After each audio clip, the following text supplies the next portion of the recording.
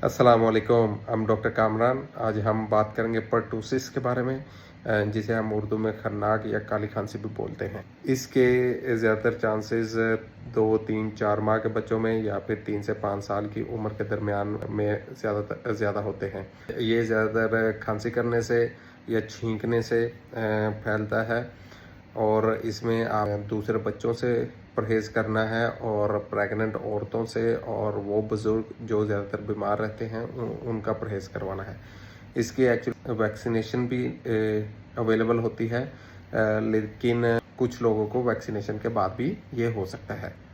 इसकी 3 फ़ेज़ेज़ होती हैं। फर्स्ट फ़ेज़ स्टार्टिंग होती है जिसमें से नज़ला ज़ुकाम और खांसी होती है। सेकंड फ़ेज़ ज़्यादा सीवियर होती है, इसमें रात के वक्त ज़्यादा खांसी आती है और बच्चे को खांसी करने के साथ साथ उसकी सांस उखड़ने लगती है और अक्सर औक़ात खांसी के बाद उसको वॉमिटिंग भी आ जाती है।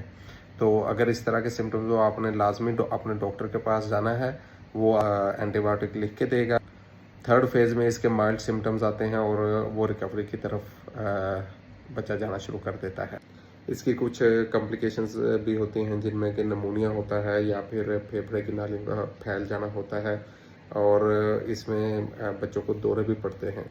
हम इस तरह की जानलेवा इन्फेक्शियस बीमारियों से बच सकते हैं विद द प्रॉपर केयर और फॉलो कर लें for more informative videos. Thank you.